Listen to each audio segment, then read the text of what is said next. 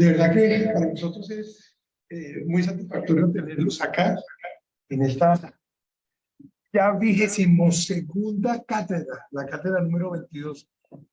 Nosotros ya habíamos estado aquí en la ciudad de Medellín hace más o menos antes de pandemia, obviamente, hace más o menos como unos 4 años, hicimos una cátedra aquí en Medellín para el tema de la aprobación de una ley que era la ley spin-off.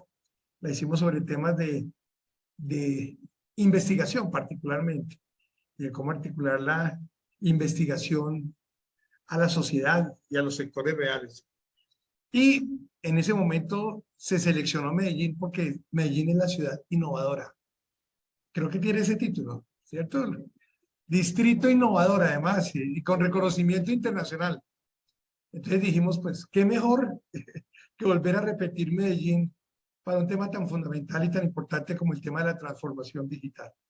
Entonces hoy llegamos a la cátedra número 22, de verdad les agradecemos muchísimo que nos estén acompañando. Sin ustedes las cátedras, pues obviamente no funcionarían. Hoy estamos haciendo un trabajo diferente a las otras y es que esta cátedra va a ser bastante híbrida. Pues precisamente el tema nos convoca a reflexionar hoy de que estamos viviendo en un mundo definitivamente híbrido. Las frases de cajón de que la pandemia nos cambió la vida, pues yo creo que dejan de ser una frase de cajón porque hoy sí somos más híbridos que nunca y hoy vivimos más conectados que nunca. Y la cosa es que, como se dan cuenta, hasta tenemos una dependencia gigantesca de las tecnologías de la información y la comunicación, del Internet, de los dispositivos, que casi que hoy uno siente que es imposible vivir sin ellos. Por lo tanto, pues la educación tiene un reto gigantesco de mirar cómo aborda, cómo adapta, cómo apropia e incluso cómo transforma y cómo crea temas relacionados con una innovación, relacionados con transformación digital y relacionados con todo lo que tiene que ver con el uso de las tecnologías de la información y la comunicación. Por eso ya no hablamos ni siquiera de cuarta revolución, hablamos de la quinta revolución basada en el conocimiento. Ya la carreta la va a echar ahora Diego, que es el coordinador de la cátedra. Yo quiero contarles rápidamente, muchos de ustedes ya conocen el tema del foro. Voy a contarlos muy rápidamente para los que no lo conocen, para que se empapen un poco el escenario en el cual se desarrolla la cátedra, que es en el escenario del Foro Permanente de Ciencia y Educación para el Desarrollo y la Paz. Recuerdo rápidamente, estos luego son importantes tenerlos en cuenta, porque hace 13 años, en un evento que hicimos en mayo en la Universidad de Santo Tomás, nació el Foro Permanente de Educación Superior, así nació, hace 13 años. Y hoy quiero hacer una mención muy especial, porque si ustedes se dan cuenta, pues pasamos de ser el Foro de Educación Superior a ser el Foro Permanente de Ciencia y Educación para el Desarrollo y la Paz. Ese nombrecito tiene un problema complicado, y es que nadie se lo aprende. Pues cuando hablan del foro siempre hablan de foros diferentes, ¿sí o no, Diego? Diego se demoró como unos cuantos años en aprender, si todavía se equivoca. Y ese nombre tan largo, ¿por qué surgió? Y eso es importante tenerlo en cuenta. Y hoy, en este momento, lo recordamos todavía digamos, con una mayor profundidad, porque el foro nace en el 2009, como les digo, con una intención que sigue siendo la misma. Es un escenario que lo que busca de alguna manera es hacer análisis, reflexiones académicas para hacer aportes a los temas, a la política, especialmente a la política pública de ciencia y de educación. Eso es un poco como la pretensión con el que nace el foro. Aquí, por ejemplo, acaba de llegar el gerente de una de las entidades que es una de las fundadoras del foro, que es FODESE. El foro nació en el 2009 en una reunión que tuvimos ASCUN, ACIET, la red TTU, una asociación que desafortunadamente hoy pues digamos, se extinguió un poco, que yo no sé si alguno de ustedes la escuchó alguna vez, que se llamaba SICAPI, que era la que asociaba instituciones técnicas especialmente y tecnológicas, ¿sí? Y obviamente con el concurso de FODECEP, y así nació el foro, el ejercicio de reunirnos a mirar y aportar en el marco de la política pública. Tal vez uno de los principales ejercicios que le dio fuerza al foro fue que hicimos tal vez como de las primeras propuestas en conjunto sobre la reforma a la Ley 30. Ustedes se imaginan, en el 2009 estábamos pensando la necesidad de la reforma a la Ley 30. Y hoy seguimos con la misma Ley 30 de 1992. Y el mundo sigue cambiando y nosotros seguimos todavía anclados a una cantidad de normas que tenemos que reflexionar cómo las vamos a cambiar. Porque pues desafortunadamente, y ustedes más que nadie lo saben, que la educación es absolutamente dinámica, nos cambia todos los días y hoy necesitamos obviamente tener un marco normativo mucho más adecuado a esas necesidades. Pero les decía que esta semana fue una semana un poco triste para el foro. Fue triste, fue melancólico, porque en el año 2014, después de haber hecho el intento de la reforma a la Ley 30 y de hacer muchas iniciativas, se habían vinculado una serie de personas y organizaciones al foro. Una de las organizaciones, pues, entre comillas organizaciones, eran personas más, que se unió al foro de manera muy activa y que además de eso, curiosamente, dio origen a la cátedra. Fue varios miembros de la Misión de Sabios, quienes se vincularon al foro en su momento. Eduardo Posada, que sigue siendo muy activo hoy en el foro, Fernando Chaparro. En su momento tuvimos la presencia también de Ginás, del neurocientífico, de otra persona que ya no está con nosotros, la profesora Restrepo, de aquí de Antioquia. Bueno, ella era era la única mujer de la Misión de Sabios, de la Misión de Sabios de 1994, ¿no? La que hizo el libro Colombia al filo de la oportunidad.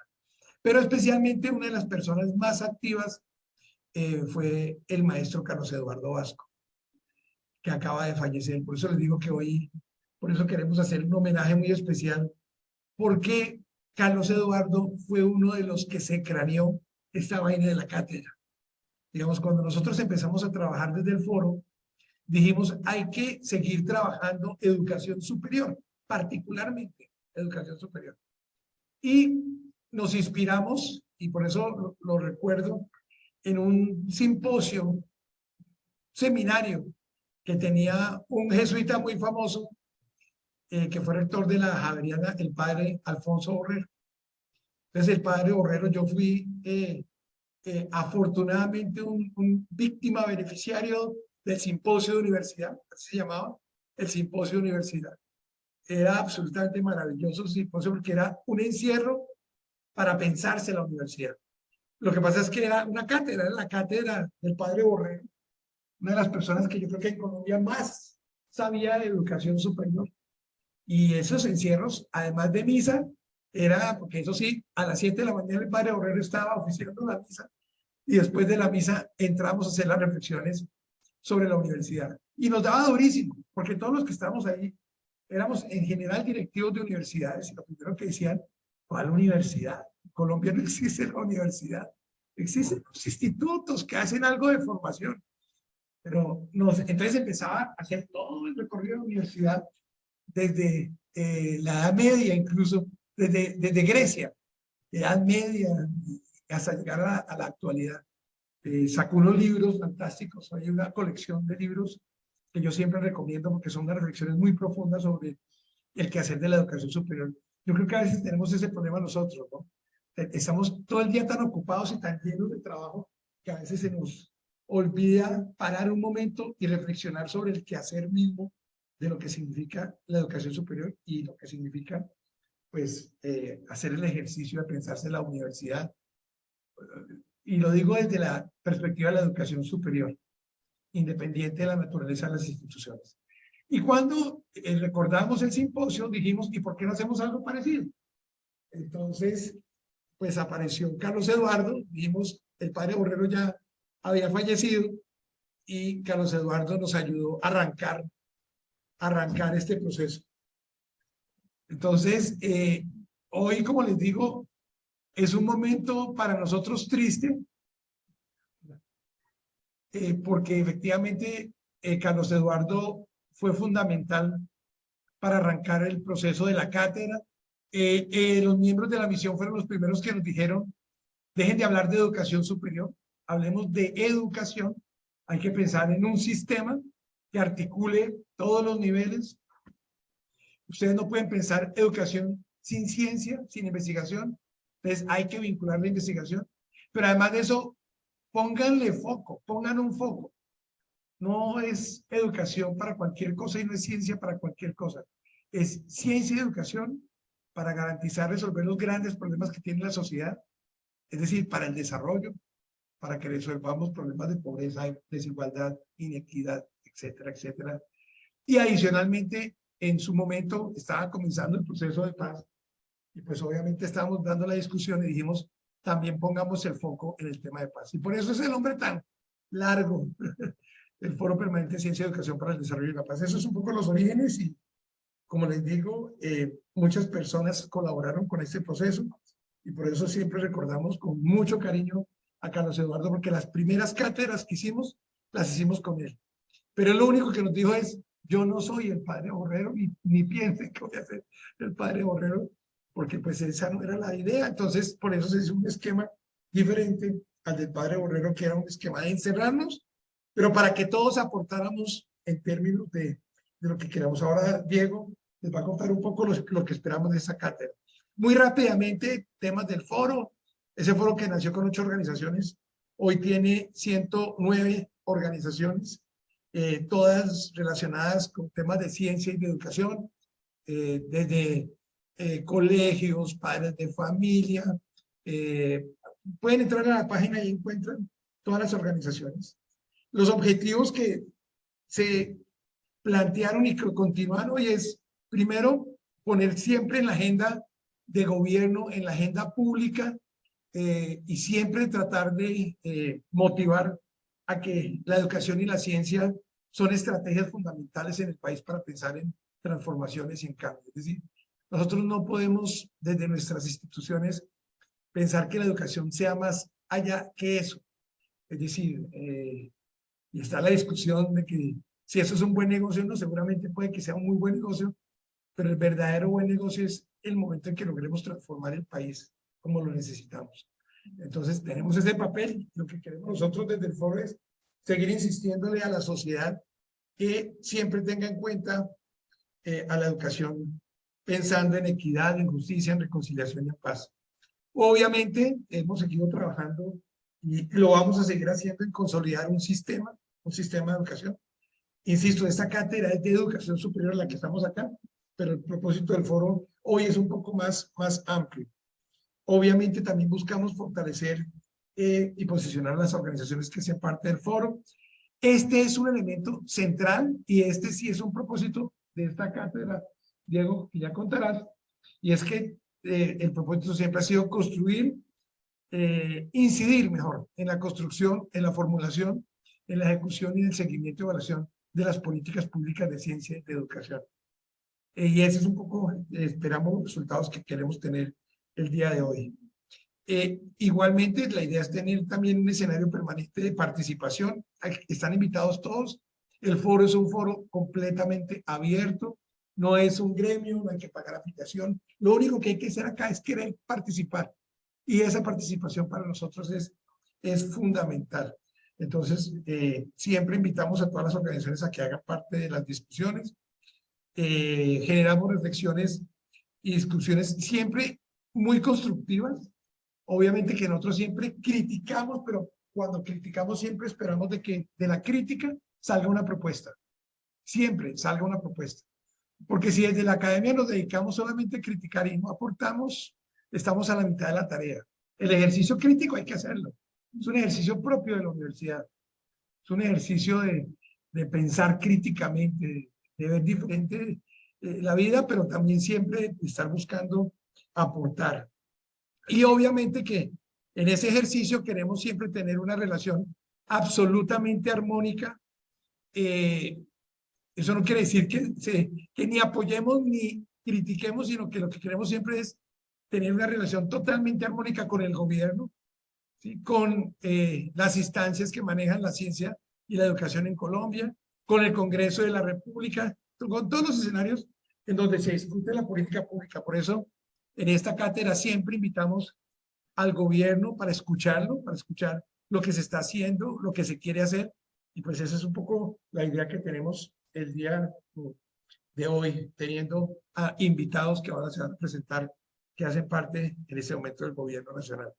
Hemos tenido algunos resultados. Yo no quiero ser pretencioso con el foro porque algunos de los miembros del foro que están desde el comienzo dicen, oiga, llevamos 13 años y no hemos hecho nada. Javier dice, no hemos hecho nada. Es posible que, digamos, no hemos logrado tener siempre resultados positivos. Eso es obvio, digamos, y nos hemos golpeado muchas veces contra el muro y contra la pared. Pero creo que se han logrado cosas. Como les digo, mire, la ley 30 sigue siendo la misma. Eso ha sido como una frustración. Pero por lo menos logramos abrir el debate, acompañamos el proceso de la formulación en su momento, hasta cuando, sin un buen manejo, tengo que decirlo un poco en su momento, desde el ministerio, por un tema que se metió al proyecto de ley de reforma, pues ustedes se acuerdan toda la mane, los movimientos que llevaron a que ese proyecto quedara parado. Y estaba muy avanzado. Y ya habíamos quitado lo del ánimo de lucro y todo ese tema, que era uno de los temas que terminó torpedeando el proyecto. Hicimos propuestas, por ejemplo, para reducir el tema del ICT. Ahora, no es el foro, ¿no? Los que proponen son las organizaciones y las personas del foro. El foro no es una persona, son las organizaciones. Cuando las organizaciones no están, el foro desaparece. Así de sencillo. Entonces está ahí porque las organizaciones están. Y ellas son las que hacen las propuestas. Y lo que nosotros hacemos simplemente es una caja de resonancia. Y una cosa que es un esfuerzo gigantesco, que es súper complejo, y es tratar de ponernos de acuerdo. Eso no es fácil. En la academia ustedes saben que ponerse de acuerdo, por ejemplo, cuando hay unas tipologías tan diferentes, y hemos logrado sacar documentos donde nos hemos puesto de acuerdo. Es decir, sí hay elementos en común en lo que coincidimos. Y hemos logrado hacerlo. Eso es un ejercicio titánico, pero lo hemos logrado hacer. Hemos participado en el Plan Decenal de Educación, en el Acuerdo 2034 por lo superior, ahí aparece el foro permanente porque hicimos parte de las mesas de trabajo. Insistimos, por ejemplo, miren, no sé si eso sea coincidente o no, pero cuando estábamos con los miembros de la misión, los miembros de la misión siempre decían, pero ese documento nunca se implementó. Todo ese esfuerzo que se hizo nunca se implementó. Y se hizo una propuesta de decir, oye, ¿por qué no volvemos a pensar en otra misión de SABE? Y quedó planteada una propuesta que hicimos, bueno, ustedes ya saben, ya se hizo en el 2019 una segunda misión, la misión internacional, y creo que vale la pena revisar las propuestas que quedaron en esa misión. Creo que hay cosas muy interesantes. Para este tema de hoy, por ejemplo, hay propuestas muy concretas en términos de la necesidad de la innovación y de los grandes cambios que se necesitan. Actividades, todas las que ustedes se imaginan. Como les digo, hemos hecho 2 congresos. Un congreso que hicimos en el 2016 en la Universidad Nacional de Colombia en Bogotá.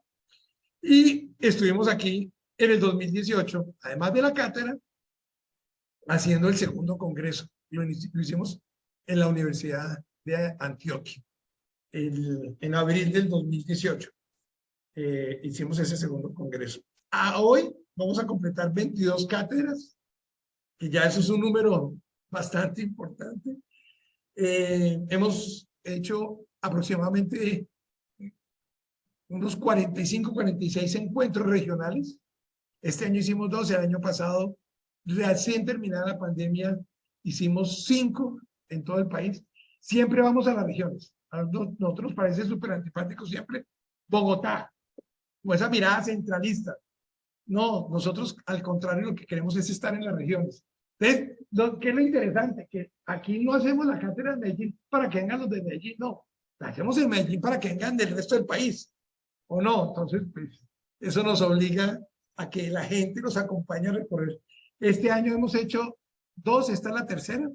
Hicimos la primera en la ciudad de Ibagué, la segunda la hicimos en Villavicencio, y esta que es la última del 2022. Muy bien. Y hemos hecho aproximadamente 30 documentos. Nosotros vamos a mirar cuántos documentos han hecho. 30. Y obviamente de aquí queremos sacar un documento. De cada cátedra siempre sale un documento. Y ya para cerrar, un poco contarles lo que viene después de esta cátedra. La próxima semana tenemos una reunión en la Universidad Católica en Bogotá, la vamos a hacer en Bogotá. Estamos invitando el 12 de octubre. Pueden conectarse o pueden acompañarnos en la Universidad Católica. Vamos a hacer una reunión con vicerrectores académicos, directores de calidad, directores de asociaciones. Queremos hacer una reflexión para mirar un poco cómo está el tema del sistema de aseguramiento de la calidad, porque ya el gobierno y el ministerio y el ministro anunció una reforma, al parecer profunda, al sistema de aseguramiento de calidad. Entonces queremos, desde las instituciones, desde las organizaciones, tratar de hacer un documento base para participar en ese proceso de reforma. Sí, no es tan bueno, no sé si ustedes se han dado cuenta que las reformas al sistema de aseguramiento casi siempre salen, no sé por qué, entre el 30 y el 31 de diciembre. Son muy activos en esas fechas. Y cuando uno llega en enero, venga, bien y verá,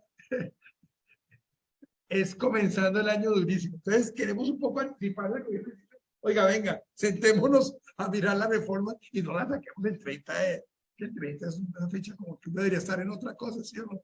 Le saquémosla o en enero o en diciembre, pero bueno, busquemos eso. Entonces vamos a estar invitados. Y finalmente una cosa que para nosotros va a ser importantísima y es que pues arrancamos con el tercer, usted se lo puso usted. Aquí me estaba mandando gallo. El tercer congreso. Lo vamos a hacer en Bogotá. Vamos a hacer en Bogotá. Después seguiremos buscando el país. Los esperamos a todos. Esto es muy importante porque este congreso sí tiene un propósito muy concreto. Lo vamos a hacer 21, 22 y 23 de noviembre en la Uniagustiniana. Bueno, yo soy director de la Uniagustiniana, entonces aproveché la institución para ponerla a disposición del congreso. Los invitamos a todos a que participen. Y este sí tiene el propósito concreto de hacer propuestas para el Plan Nacional de Desarrollo. Entonces, pues tenemos invitados al presidente, vicepresidente, especialmente al director de Planeación Nacional, ministro de Educación, ministro de Ciencia, ministra de TIC, ministro de Industria, Comercio y Turismo, ministra de Ambiente y el ministro de Hacienda, casi nada. Entonces alguien me decía, es que quieren hacer que un consejo de gobierno, una reunión de ministros. No, los estamos invitando porque queremos escucharlos sobre qué piensan sobre ciencia y educación para el plan de desarrollo. Y tratar de organizar una propuesta. Entonces, por favor, los invitamos, los esperamos. Esos son, ya cierro aquí, 9 temas que por ahora están planteados. Creo que estamos estudiando si hay que hacer alguna reestructuración, pero por ahora tenemos el tema de la articulación de la educación, sistema de ciencia, tecnología e innovación, financiación, reconciliación y paz, modelos de desarrollo, enfoque territorial, integración de América Latina y el Caribe, educación, sociedad y sostenibilidad ambiental. Por ahora están esos, es posible, hay un comité académico, aquí hay algunos miembros del comité, que está el coordinador, que además de cátedras, coordinador del comité académico, Diego, tendremos seguramente dentro de muy poco ya la definición. Y unos invitados internacionales que yo creo que van a ser interesantes. Y hasta aquí llego. Así que de verdad, nuevamente agradecerles por estar acá, por el esfuerzo que hacen por venir, por el aporte que ustedes van a hacer, que para nosotros es fundamental. Entonces, de nuevo, gracias y Diego, te dejo la palabra.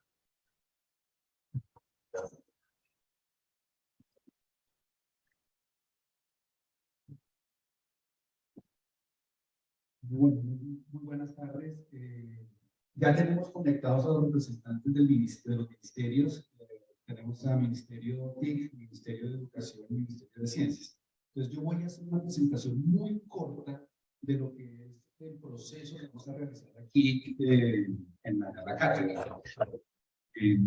Y luego arrancaremos nuestro panel, que tal vez es más importante aprovechar la presencia de nuestros queridos representantes del ministerio para hacer el ejercicio de discusión. Nuestra cátedra es sobre transformación digital en la educación. ¿Y para qué? Pues básicamente para lograr esto que estamos hablando acá, que es la ampliación de cobertura con parámetros de calidad. Eso es básicamente lo que esperamos realizar aquí a lo largo de estas discusiones que vamos a realizar entre hoy, mañana y pasado mañana. El objetivo, como lo estaba planteando Carlos, es que generemos un documento de propuestas. Esto básicamente, cuando terminemos el sábado al mediodía, vamos a tener entre todos los que estamos aquí presentes y los que tenemos conectados a través de internet de manera remota y con participaciones previas, un documento de propuesta. Un documento de propuesta que lo que está buscando es, pues, finalmente, el interés nuestro es cómo aprovechamos las funcionalidades de las tecnologías en la transformación digital. De eso se trataría.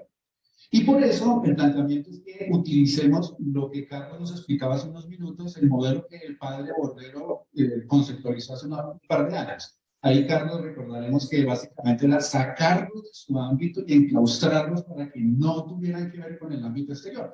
Pero aquí, si no la totalidad, la gran mayoría tenemos en este momento el celular abierto, estamos conectados por internet y ya no tenemos la posibilidad de desconectarnos totalmente. Eso es tanto lo bueno como lo malo de la transformación digital, que estamos hiperconectados. Entonces, el modelo del padre, pues, hemos tenido que adecuar. ¿Y eso qué implica? Primero, vamos a recibir mucho material. Aquí, en breve, escucharemos a los ministerios qué es lo que están haciendo. Después miraremos información de diferentes actores. Ustedes, pues, también aportarán. Una vez hecho ese ejercicio de recibir materiales, analizaremos de manera individual, cada uno se sienta, resume, revisa, propone, escucha solito, triste, abandonado, para luego irnos a un ejercicio de presentación desde el punto de vista inicial para luego armar un debate entre todos nosotros en las discusiones mañana en la tarde. Luego veremos de qué manera, para que con ese análisis colectivo nos vayamos a desarrollar propuestas, que salgan de las discusiones que vamos a tener mañana propuestas. Seamos críticos, constructivos, ese es el objetivo. Y una vez hecho eso, el viernes en la mañana presentaremos aquí la información que hemos logrado en las mesas de trabajo para luego sí armar un documentico. Y el sábado a media tarde ya tendríamos un documento que utilizaremos dentro de estas interacciones que nos comentaba Carlos. ¿Qué va a ocurrir hoy? Entonces, en breve tendremos el panel con representantes del gobierno. Lo modelaré yo como director de la radio. Qué pena, no me presenté, para los que no me conozcan, Diego Cardona. Y tengo muchos sombreros, entre otros, director de la red académica de docentes investigadores, radio más fácil, igual que soy coordinador académico del Foro Permanente de Ciencia y Educación para el Desarrollo de la Paz. Entonces, de foro.